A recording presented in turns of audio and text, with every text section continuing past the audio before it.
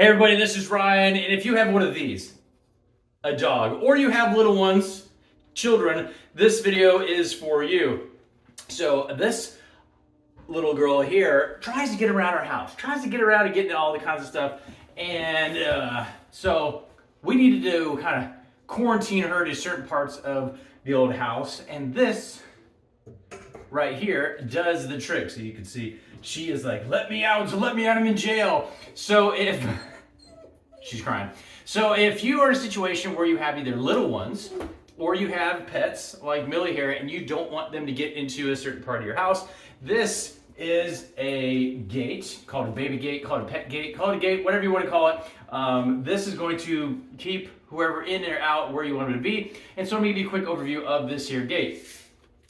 From floor to the top of it, it's right at the very tippity top, right at 36 inches. You notice here, there's a little bow right here. That's 36 inches, and you're at 34 inches right to here. This will extend or shrink based on your opening. And so this particular opening is right at about 41 inches, but it can extend and contract because it has these little sections that are right here. This is one section which is about 4.5 inches. Another one here is about 4.5 inches.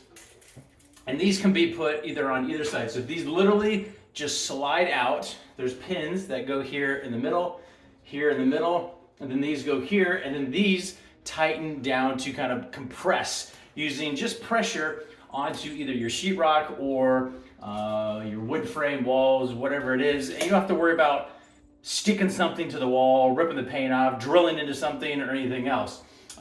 It does come with some wrenches, so if you really want to wrench it on there really nice and tight, especially if you have a wood framed area, it's not going to move around.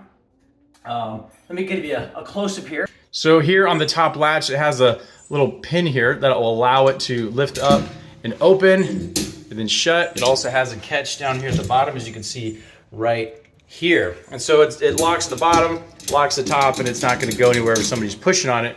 Again, here is the way these work. You crank these down, it pushes it out, and puts in, and basically using just pressure.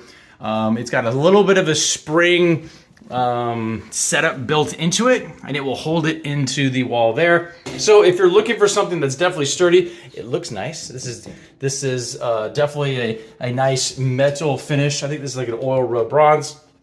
You need something to kind of look nice, but also keep your dogs or young ones or whatever it is in or out of where you want them to go. This just might be the gate for you. Hopefully that helps.